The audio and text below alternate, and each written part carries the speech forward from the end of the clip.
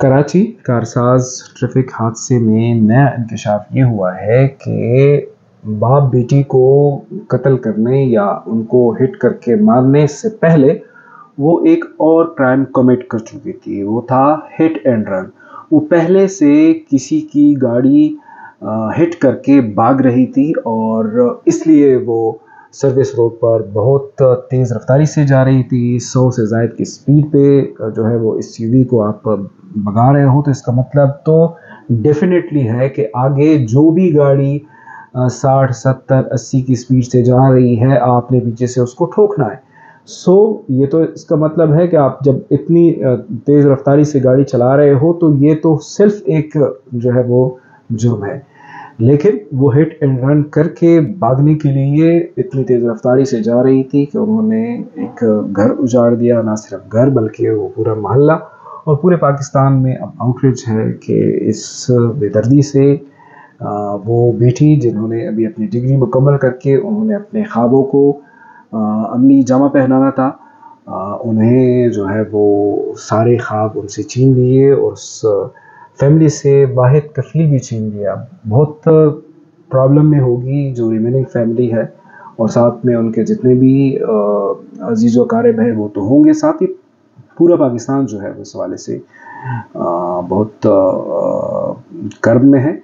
एक चीज़ मैं उस हवाले से वजाहत करूँ कि सोशल मीडिया पे लोग कह रहे हैं कि मेन स्ट्रीम मीडिया ने इसका आउटरीच किया हुआ, इसका ब्लैकआउट किया हुआ है।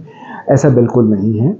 तमाम मीडिया चैनल्स में ज़ाहिर बात है, हमारा तो यही काम है, सुबह 8 बजे से लेकर रात 12 बजे तक वो जॉब्स करके मैं स्क्रीन के सामने बैठे होते हैं और डिफरेंट चीज़ों पे नज़र पड़ती है।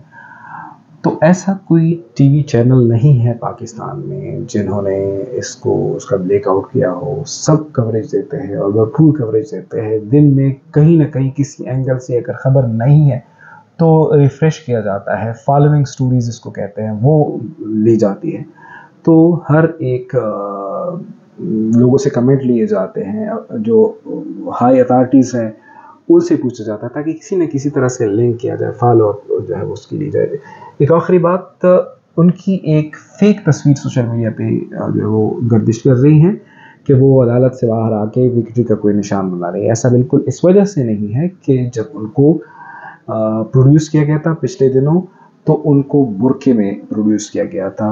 ये ड्रेस नहीं थी जो कि सोशल मीडिया पे वायरल है।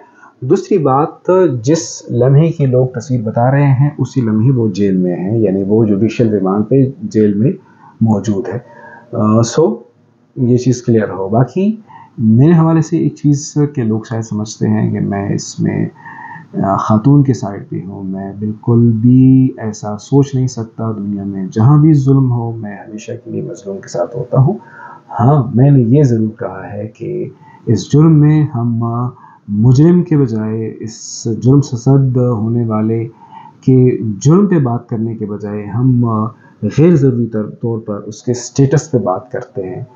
अमीरज़ादी, मालकान, दौलत वाली और ये चीज़ें मैं समझता हूँ कि डिस्करेज होनी चाहिए। फिर भी अगर आप लोग समझते हैं कि नहीं बात करनी चाहिए तो आप लोगों की मर्ज़ी है, आप लोग कीजिए। मैं कौन होता हूँ, मैं ना रोक सकता हूँ ना मैं रोकूँगा।